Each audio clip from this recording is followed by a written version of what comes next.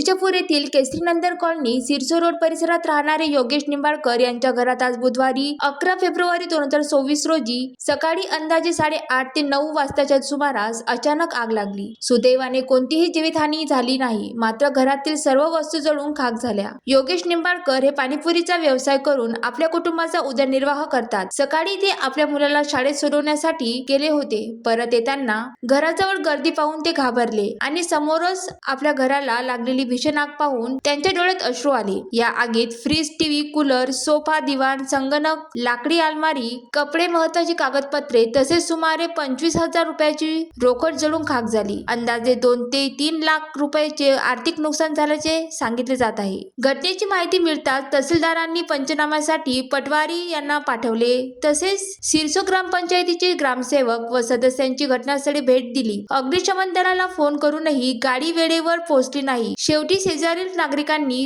धाडसीने प्रयत्न करून आग आटोक्यात आणली। या घटनेमुळे एक कुटुंब आज अक्षरशः उघड्यावर आले आहे। शासनाने तात्काळ आर्थिक मदत द्यावी अशी मागणी स्थानिक नागरिक आणि पीडित कुटुंबाकडून करण्यात येत आहे। लेकरं सोडाले त्यापर्यंत आलो मी घराला, आग अशी लागली की काहीच नाही उरलं घरातलं। नाव सांगा। नाव योगेश नारायण स्वामी लिंगवार, राहणार केसरीनंदन मूर्तिजापूर। अंदाजे तरी किती लाखाचं नुकसान आहे तुमचं? 2-3 लाखाचं बरंच आहे सर। बरं बरं, काय काय जळालं? पूर्णच जळालं। टीव्ही, LCD टीव्ही आहे, आणि कपडे आहे, कॅम्प्युटर आहे, ते जळालं। मोबाईल 2 मोबाईल होते ते जळालं।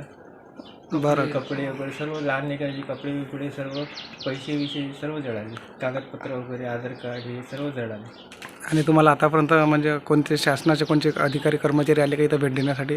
आता ते सर ते ग्रामपंचायतचे आले, ते ग्रामपंचायतचे आल्याबरोबर ते पंचनामा वगैरे केले, करून गेले ते। बरं, ठीक। तुमची काय अपेक्षा आहे, म्हणजे शासनाने तुम्हाला काय द्यायला पाहिजे? बस काही नाही, फक्त असं थोडी भरपाई पाहिजे फक्त थोडं। ठीक आहे, ठीक आहे। ज्वालादीप न्यूज करिता स्वप्नील जामनिक, मूर्तिजापूर।